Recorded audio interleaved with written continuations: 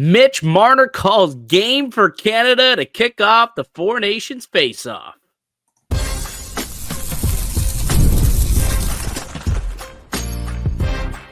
You're Locked On Maple Leafs, your daily podcast on the Toronto Maple Leafs.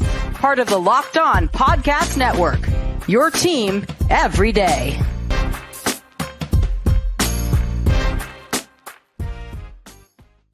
Hello and welcome into the Locked On Leafs podcast, a daily Maple Leaf-centric podcast hosted by myself, Mike DiStefano, and my co-host, Dave Morassutti.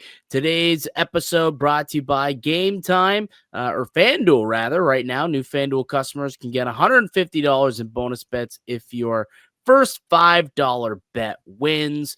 Dave, if you would have placed a bet on Mitch Marner to score an anytime goal, you would have won. Mitch Marner scores the overtime winner in the opening game of the Four Nations Championship, the Four Nations face-off, and Canada defeats Sweden 4-3 to kick off the tournament. What's going on, pal? How we feeling after that one?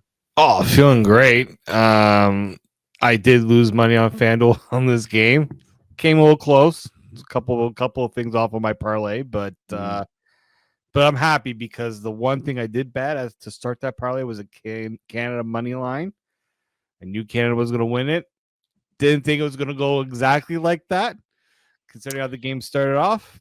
But very happy with that ending. Anybody who says that they don't care about this tournament or they weren't looking forward to it, what do you say now? So it lived up to expectations for you. Did it live up to? Did it exceed? Like, where are you at after the first game? I don't think I expected it to be competitive.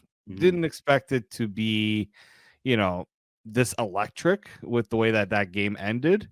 Because I thought with the way that game started, I'm like, oh, like Canada looks like they're gonna be putting Sweden away pretty early, and then Sweden's like, okay, like we'll start playing a little bit more here. And I think that's what really made it more like that's what brought it up, right? Sweden bringing it back into it because it was because. I don't know about you. I was getting nervous, with that, especially in that third period and the way Jordan Binnington was playing at times in that game and how Canada's D-zone coverage wasn't exactly very good at times in that game. And that's what makes it exciting is there's like, to me, I like the unpredictability, right? I like to see that it's not going to just be an easy walk in the park for Canada. No, and I think that Canada took Sweden pretty seriously, and it seemed like maybe some people thought that tonight's game was going to be a cakewalk. Sweden always plays very well internationally, and they're a very structured team. And we weren't sure how this tournament was going to play out. Like, sure, the players are saying the right things, that they are giving it their all and that they're playing for national pride. They're playing for their country. The intensity level is going to be high. I was kind of waiting to see if the, way to see it, right? Like seeing is believing, right? Like I hear you, but let me see, right? Show me, don't tell me. Yeah. And I think they show me that there's a high intensity level to these games. And it's not necessarily the same intensity level that we see in the Stanley Cup playoffs where, guys are finishing every check. It wasn't necessarily an aggressive game, but you don't get that when you have all these skilled players. Like there's not a whole lot of guys out there who are mowing dudes over. I'll be curious to see if the American game is a little different because they do seem to have some more finishers like the Kachuk brothers and whatnot. Like, don't get me wrong. I thought that there were a few decent checks in tonight's game. Yeah. There was one shift where it seemed to be quite contagious where I think the Canada laid like 3 or 4 hits on one play, and I think it all started with Josh Morrissey sandwiching someone along the boards. Yeah. So it wasn't necessarily like an aggressive game from that perspective, but you could tell that these guys were going all out, and they were defending hard.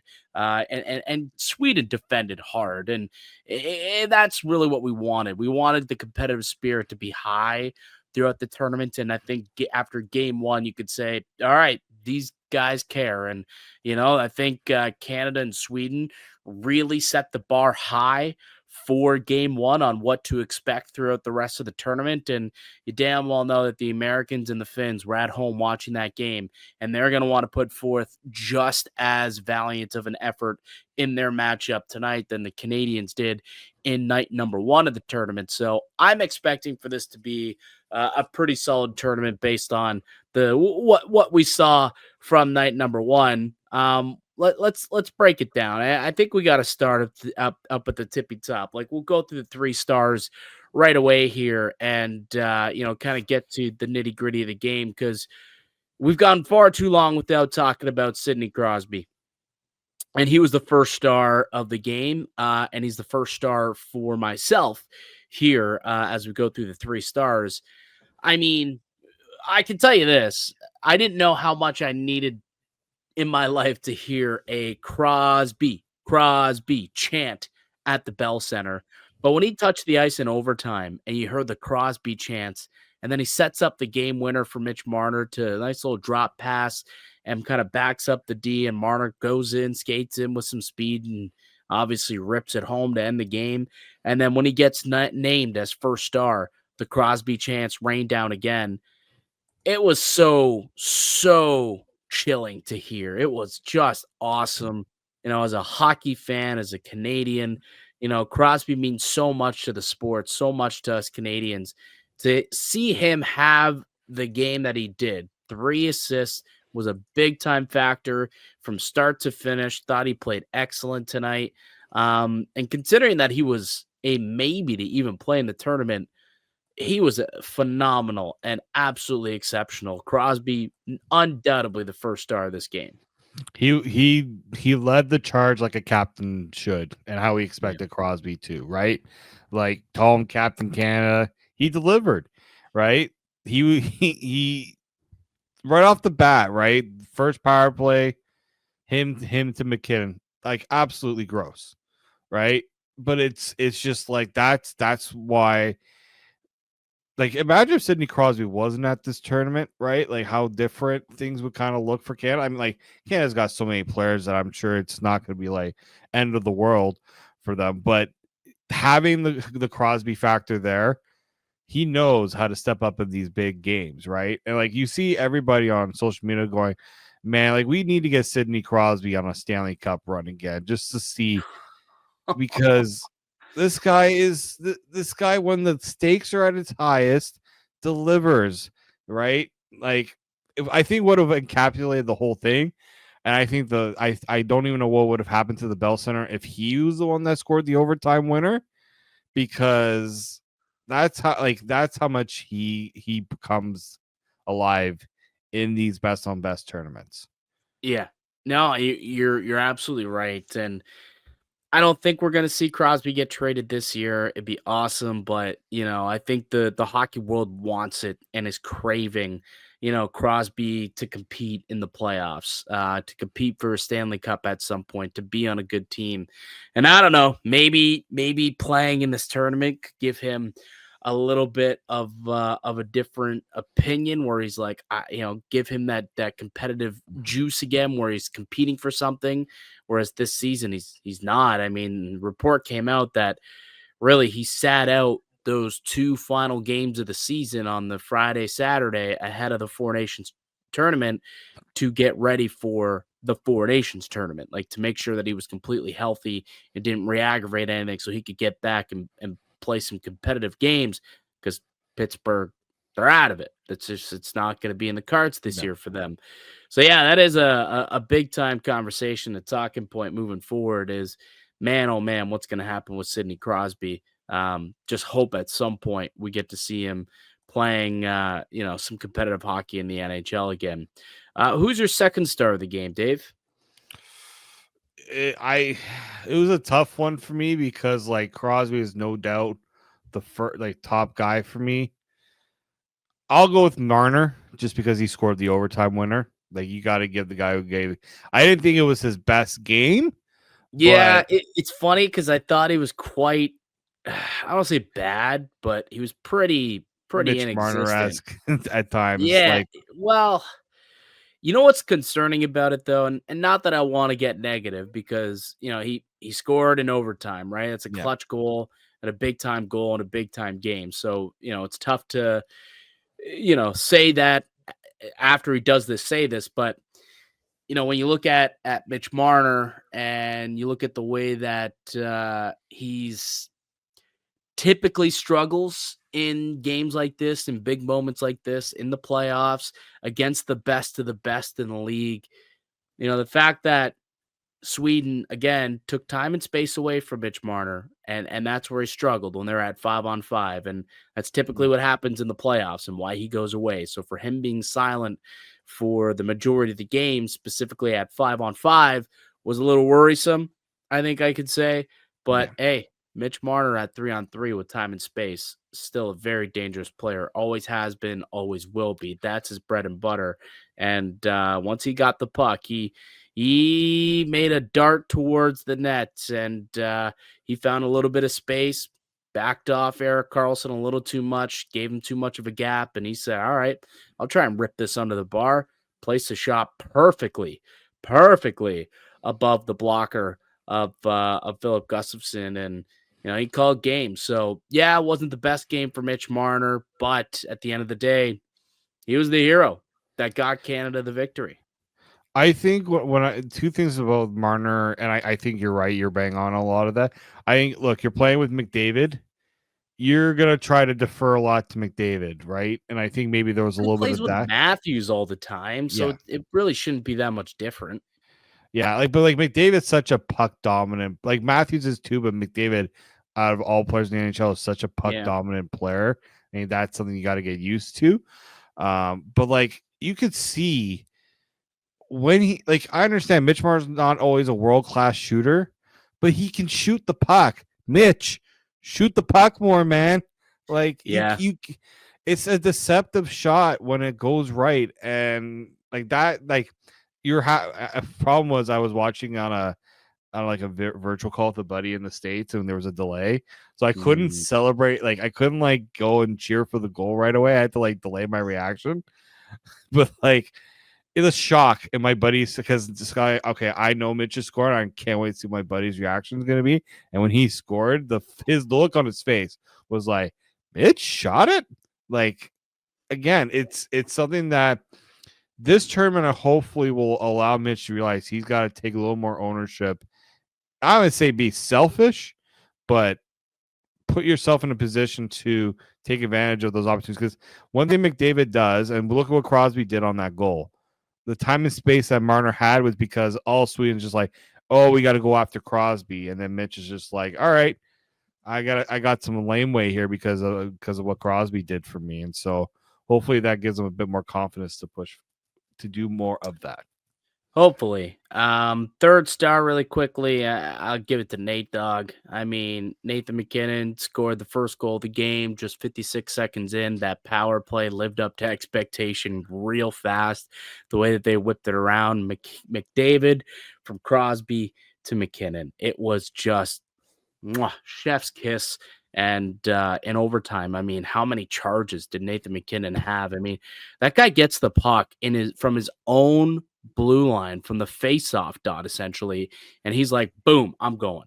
He's a one-man entry machine, and he's when you watch MacKinnon, and I'll be honest, I don't think I watch him nearly enough.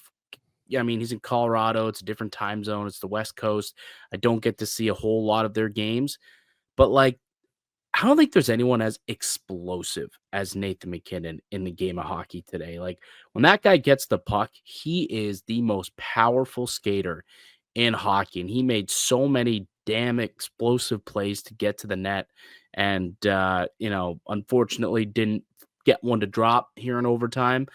But, dude, he is such a dangerous, dangerous player. I thought that he played excellent tonight on the offensive end. He did score. The opened up the scoring in the tournament with the power play goal, but he played well enough to have a couple of tucks. But I think that they'll start to come later on in the tournament for sure. Yeah, McKinnon's McDavid's the fastest player. I think McKinnon's the most explosive, and once he gets going, how do you stop him? How do you stop him? You can't. And like Sweden's just like, we just got to try to keep this guy to the outside. But then MacKinnon's like, all right, you're going to keep me to the outside. I'm going to just bull rush myself to the middle. Right. And like one of those shots, I kind of saw it on Gustin's like, oh, like I think I got it. Cause it's so tough when a player's going that fast at you. You kind of have to like see where he's going to, and he could rip it. Right. So you kind of have to judge quickly what he's going to do, and that's what makes MacKinnon such a great player. Jordan Binnington did not make our 3 stars, but will he make the lineup in game number 2 against the Americans this weekend? We'll debate that on the other side, and there's an update on Shea Theodore. That's all coming up next here on the Locked On Leafs podcast. Today's edition of the Locked On Leafs podcast is brought to you by Wonderful Pistachios. Looking for a snack that's both delicious and nutritious? Crack into a good source of protein with Wonderful Pistachios. Wonderful Pistachios is one of the highest protein nuts. Each 1 ounce serving has 6 grams of protein, giving you over 10% of your daily value. Plus, they're packed with fiber and unsaturated fats to help keep you feeling fuller longer. And they come in great variety, different flavors. You can get the classic in-shell options. You can even get them without the shells. That's why I like Wonderful Pistachios. And the satisfying crack of opening the shell, it's like snack meditation. Get snackin and crackin with the snack that packs a protein punch. Visit wonderfulpistachios.com to learn more. That is wonderfulpistachios.com to learn more. Welcome back into the Locked On Leafs podcast. Mike DiStefano and David Morassutti with you as we are each and every weekday morning, talking all things Leafs. And for the next week or so, we'll be talking all things Four Nations as the NHL takes a bit of a pause. But it was a Maple Leaf, Mitch Marner, who called game in this one, giving Canada the 4-3 victory in overtime over Team Sweden. It was a real tight game. It was a close one that looked as though Canada was going to run away with it. I think they were up 2-0 before Sweden even had a shot on goal. But the Swedes really started to put the pedal to the metal in the second period. They scored to cut the lead in half and then came back from multiple 2-goal deficits to carry it to overtime before Marner ended up scoring. We talk a lot about Marner and what he did in overtime to play hero, but let's be honest, I think the real hero in overtime was Jordan Binnington. I mean, for a guy who I would say didn't have a good game through the first 60 minutes through regulation, a couple of those goals you definitely don't like. Boy, did he ever come up big in overtime, Dave. He did. The saves he made, and that's what Canada's going to need from their goaltenders, right? Like, this defense is going to do its best to limit the extended opportunities in the zone. Canada was doing a lot early, right, where Sweden really struggled to get zone time and really get pucks on net. So that, like, for a Canadian goaltender, you just got to come up with those when there's a breakdown, find a way to make the save. It didn't happen a couple of times, but I also think that Binnington, as the game went along, started to get more comfortable, right? You saw it with the save where it deflected off his, like, go side to side, deflect off his stick. Like, that's the save you need from a goalie if you're Canada, right? Sometimes they don't get those saves, but they got it from Binnington. I mean, again, the second goal, I was just like, oh, come on.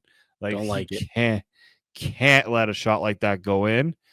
But he settled himself. I think the big thing for him is, yeah, you allowed the third goal to tie it, but he bounced back and he didn't allow it to kind of affect him mentally, because that's the thing with Binnington. He can get in his head a little bit, and he didn't let that happen in this game. No, and once he made one big stop in overtime, he made another and another. 3 grade A saves in overtime, where Sweden, I mean, they had great chances to end the game, and Binnington came up with a few big-time stops to keep the game going. He finished with 23 saves on 26 shots. He gets the victory. And it's interesting because now I think there's way more of a conversation about whether or not Binnington plays Saturday night than there was after regulation. I think after regulation, it was very much got to go to Aiden Hill in game 2. Like Binnington just did not play well enough. And then he puts on a performance like that in overtime. John Cooper's going to have quite the decision on his hands this weekend. Does he stick with his man and go with Binnington, or does he make the switch to Aiden Hill? After the overtime that he had, I think you roll that over and you keep it going. I think you start Benner versus the Americans. I think there's obviously more of a discussion now.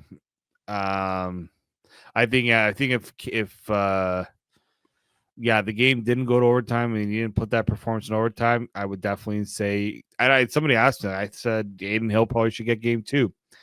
I think you can make the case still to give Aiden Hill that chance, right? You've got the 3 goalies. Well, really, in a lot of cases for some of these teams, it's 2 goalies. I think you still give them the game. And then from there, because then you'll have one more against Finland. And then I think that's where you kind of decide. I mean, look, you can just go give Binnington game 2 against the States, see if he's really ready for the challenge.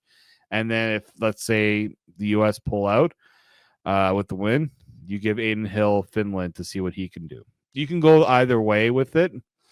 But I think at some point I want to see what Aiden Hill can do as well. Yeah, I guess there's I don't know if there's a right or wrong answer. Like, they're 2 very similar goaltenders in terms of quality. Both of them have won a Stanley Cup, so they've won the big game before. I don't know. Like, when Binnington gets on a roll, like he can really get on a roll, right? So that's why I look at that guy and I think, like, man, if he's gonna play like that, I'd give him another game and see if he can, pick up where he left off against the Americans. But that'll be a decision for John Cooper, someone who we will not have the opportunity to play in the lineup on Saturday is Shea Theodore, who left the game early in the second period after taking a hit along the boards. Cooper post-game says that Shea Theodore will be out Saturday. In fact, he'll miss the remainder of the tournament. So no more Shea Theodore, which means Travis Sanheim will get an opportunity to check into the lineup, I would imagine, at this point. And now Canada down to just, 6? Is that 6 now? Yeah, 6 just 6 defensemen. They only had one extra. Can't afford another injury here. But Shea Theodore, that's a big miss. That's a good player for Canada. Yeah, I was kind of figuring out, okay, maybe Canada can call up someone. They're like, no, you can't call up a player unless you get to less than 18 skaters, which, can we not just have 2 reserve defensemen? Really? Like, you couldn't, again, like you're. Well, I think it's a wink, wink, nudge, nudge here, Dave. Yes, legally they're not allowed or they're not supposed to be able to have these reserve defensemen. But if you don't think like Chris Tanev or whoever else was in contention, Mackenzie Weegar, you don't think they said, look, we're taking Drew Doughty, but if an injury occurs and we need to bring in one more guy, stay ready, be ready. Are you willing to be that guy? I guarantee you one of them said yes. Probably. And if another injury occurs where, now you got no Shea Theodore and another player goes down to injury, I guarantee you one of those 2 are ready and have been continuing to skate and are ready to go if called upon. I can almost guarantee you that. Somebody made the joke of just put Mitch Marner at right D. Yeah. Technically, actually, now that you mention it, it's not necessarily if Canada goes down to 5 defensemen. It's as a team, they need to have less than 18 skaters. So I guess they could go 5 and 12, or 5 and 13 potentially, and toss a forward out there on defense. And the amount of terrific defensive forwards that Oh yeah. Canada has on this roster. I mean, you could try it, I suppose. But yeah, Shea Theodore will not be playing against the Americans, which is very unfortunate because that's going to be a really tough matchup Saturday night. Speaking of the Americans, led by their captain, Auston Matthews, they have their first game of the tournament later tonight. They'll be taking on Finland.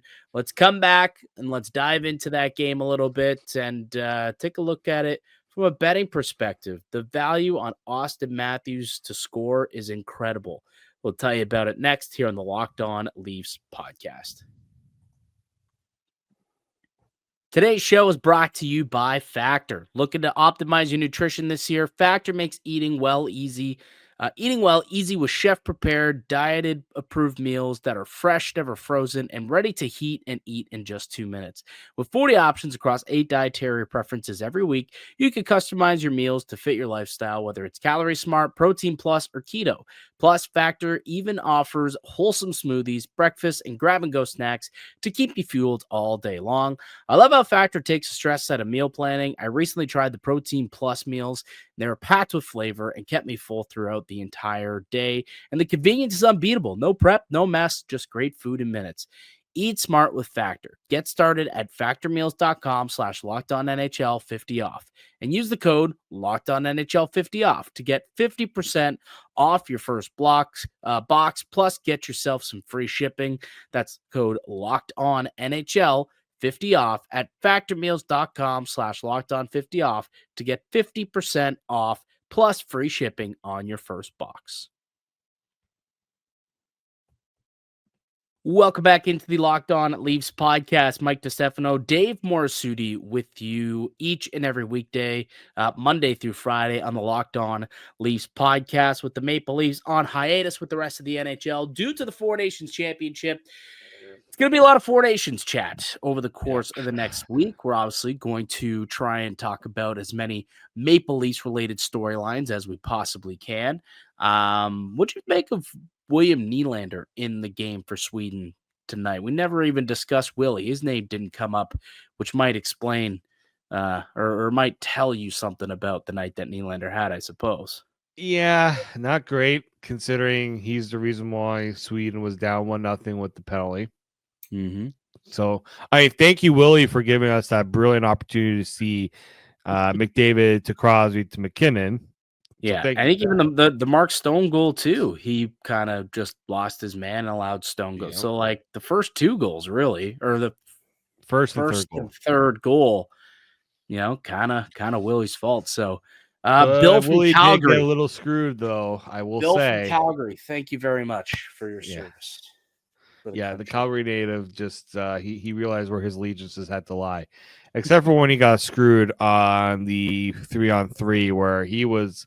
There was a Willie breakaway opportunity there, and Canada got away with the extra man. It looked like they did. I will say they did that. That puck got touched far before the Canadian player got back onto the bench, but refs didn't see it, so it doesn't matter, pal. Does not matter. All right, tonight, another Maple Leaf takes the ice. It's the captain, Auston Matthews. We're in the C for Team USA, taking on Finland. And the Americans, as you would expect, massive favorites in this game, minus 365 on the money line, Dave. They're expected to absolutely pummel the Finnish squad. How do you see this game playing out? I mean, first off, how healthy is Finland, right? Because we know that they're dealing with a lot of ailments. And it was already a decimated roster to begin with. Like that blue line, I feel sorry for UC Saros. I really, really do. Because it's not going to be pretty. Dude, it's going to be like his season with the national players. By the name of Urho Vakanainen, who is starting in the lineup tonight, going up against this American squad on the blue line for Team Finland. And like Finland's hurt by Jani Hakanpää having to bow out of this tournament. That should tell you a little something about the Finnish blue line. And I hate to say it too, like you're looking at the Americans, they know Finland's hurting. So you think I think you know what the Americans are going to be looking to do in this game. Not just beat Finland, but they're going to make it hard on them. They'll beat Finland. They're going to lay a beating. And unlike the Canada-Sweden game, I expect for the Americans to be a little more heavy and hard on the forecheck, the back check. I think they're built to be a little bit more aggressive, and maybe we'll see a little bit more physicality in this game compared to the more skill fest we saw between Canada and Sweden. So I think we'll see a little bit of a different outcome or a different kind of game in this one here. But ultimately, I still think the Americans are probably the top team in the entire tournament. Certainly see them as the much and far more superior team to Finland. So, I think that the Americans will take care of business. They should get the full 3 points out of this one and win in regulation. Interestingly enough, though, I was taking a look at Auston Matthews and his anytime goal price on FanDuel. It's priced incredibly low. There's such great value on this. You can get Auston Matthews to score an anytime goal in this game at plus 160. Plus 160. You never see Auston Matthews at that type of rate ever. I think like you're looking at as against a Finland team that, frankly, this could be a game that features a lot of goals for the Americans. Yeah. Right? Like there was some I can't remember because when I was putting my parlay again, I don't think I saw a lot of value with Canadian scorers versus what Auston Matthews props put up. And again, it's just one of those things where Matthews is a little hurt going and going to the tournament. He hadn't really scored a lot coming into the last few games, so maybe it's a little they're wanting. But I think he's going to be juiced up coming into this game. Like if you're going to put if I'm putting down a bet in this game, I'm probably looking at an Auston Matthews goal for sure. Yeah, now, there's no guarantees. There never are guarantees, but it's a pretty good bet. Well, it's pretty interesting how, and this is where there's kind of a discrepancy in the betting market. Auston Matthews is considered the favorite to lead the tournament in goals at plus 1,000 on FanDuel, yet not have that big of a probability of scoring in this game tonight at plus 160, which I find to be kind of bizarre in such a short tournament. So I think there's good value on an Auston Matthews goal tonight. And again, he's someone who has not played for the Americans in a very long time. Like you have to go back to the World Juniors before he was drafted, 2015, the last time that he played for the Americans, because remember, he was on Team USA when they did the World Cup of Hockey, and the Maple Leafs are always in the playoffs, so he doesn't go to the World Championships either. So there's an opportunity for Auston Matthews to really, put on the American sweater, and it's a good team. I think that he's going to put on quite the performance tonight. And of the three players, Marner, Willie and Matthews, I think he has a chance to have the best top game. Although he now does have a little bit of a bar that he's got to surpass after Marner scores the OT winner. Maybe that there's some internal pressure on him to perform, which he typically does pretty well on a normal basis. But I think Matthews, I'm expecting a big game out of him. Yeah, and he's going to have some good line mates, right? Good offensive players are going to get him the puck too. I think Jake Gensel will be quite capable of getting Auston Matthews into some good scoring chances. And if Auston Matthews, if there's a defense you're going to be able to exploit, is going to be this Finnish defense. Exactly. All right. So, that'll be a game again. 8:00 puck drop tonight on Sportsnet. There's a report that I want to get into. Maybe we can get into it on tomorrow's show. I'll tease it. But there's a player in the NHL who made a agent change. He is now with a new agent. Could he be on the block? And there is some familiarity with that agent, with Brad Treliving and the Toronto Maple Leafs. Could the Leafs swing a deal and land a player of the caliber that I'm referring to, swing back around on tomorrow's Locked On Leafs podcast to find out who I am talking about. In the business, we call that a tease, ladies and gentlemen, a tease. And you'll have to come back tomorrow to find out the player that I'm referring to. Don't Google it. Come back tomorrow. That'll do it for us here today on the podcast. I'd like to thank you all for listening and supporting the show. You can subscribe to the Locked On Leafs podcast on all podcast platforms and receive daily Leafs content. Follow myself on Twitter at Mickey_Canuck. Follow Dave at D_Morassutti, and follow the show as well at Locked On Leafs. We'll be back with another episode for you guys tomorrow. We'll be teeing up Canada, USA, and talking about a new Maple Leafs trade target. Till then, keep it locked right here on Locked On Leafs.